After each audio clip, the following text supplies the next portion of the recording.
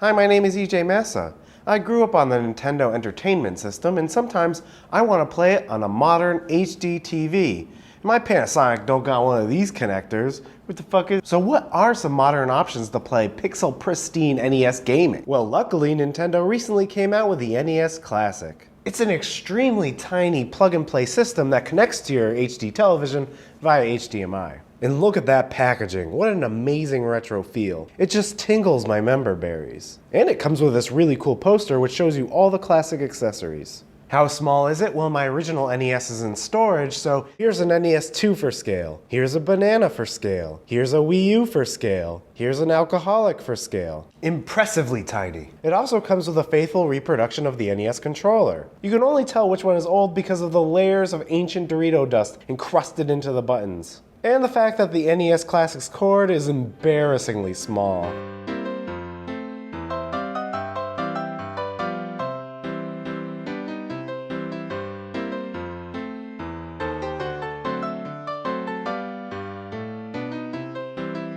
Oh my god. Now the theory behind this is that Nintendo made the cord so short because the reset button on the console acts as a home button. But you know what? I'd sacrifice some authenticity to just slam a home button on the controller and make the cord a little bit longer. The controller uses the same connector as the Wii remote connector, so you could theoretically use a classic controller or connect a nunchuck and go fuck yourself, I guess? So the short cord is a problem. So what do you do about it? Maybe you buy a long HDMI cord and you run it across your living room, or maybe you put an HD monitor on a desk and you play it on a desk. Or just sit on the floor Indian style like a stupid child. But let's face it, you bought this thing so you can feel 6 again. I know I did.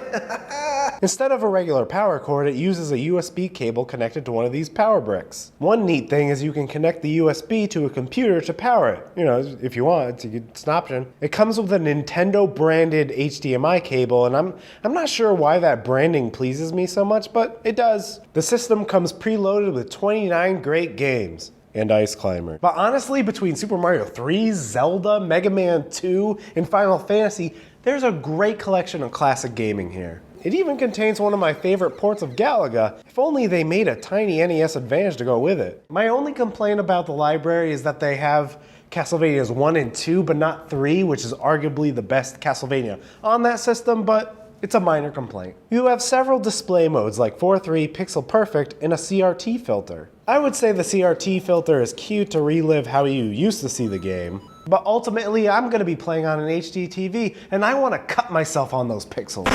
Pixel Perfect mode is okay, but it seems too narrow and skinny to me, which I don't like because I'm fat.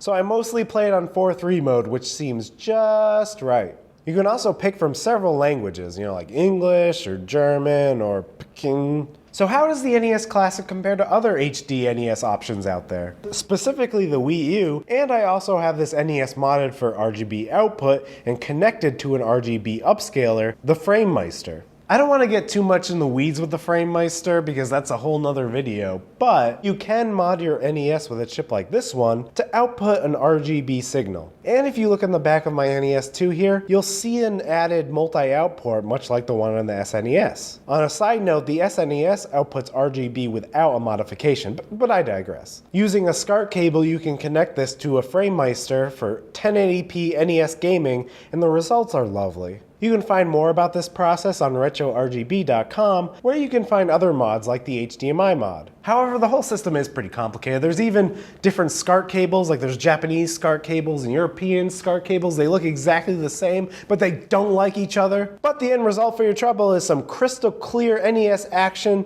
using any one of your childhood carts. Now I know what you're thinking. EJ Massa, you ugly dumb whore. Can't you load up a Raspberry Pi with like 1,000,000 emulators and games and you'd be doing the same thing? Do I look like a pirate to you? Do I look like that? No, I don't.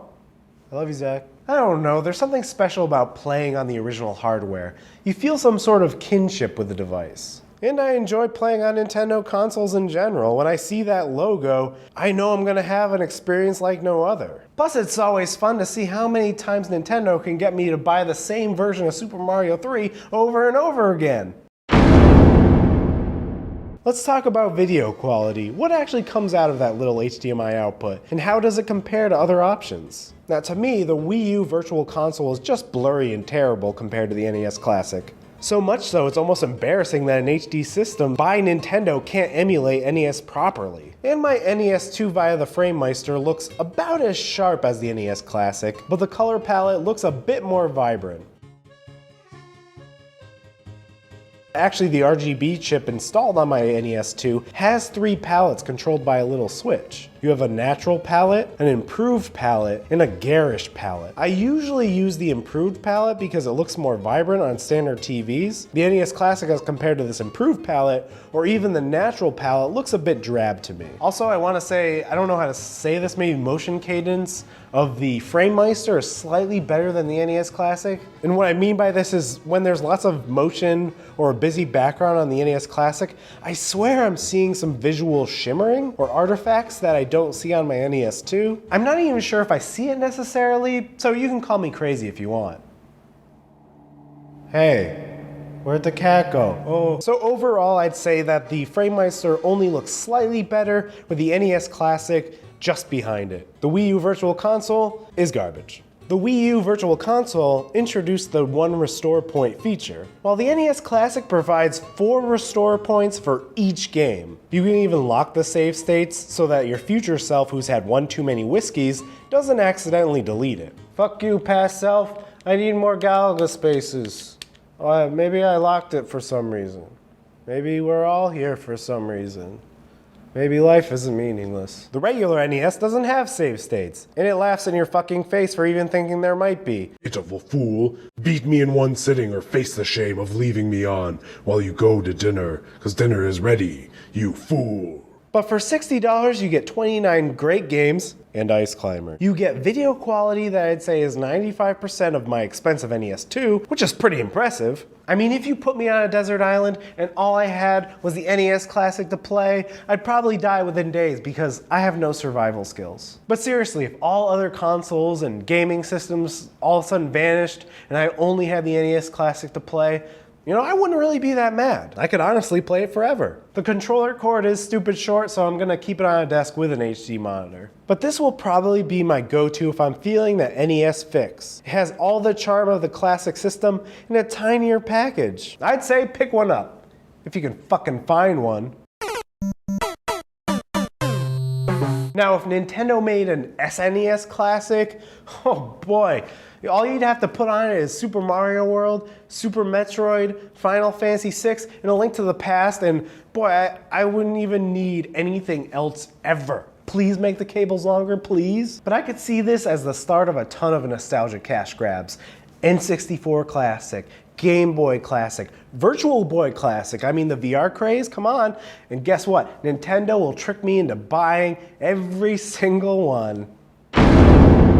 Then I'll buy the games again on the Nintendo Switch. Damn you, Nintendo!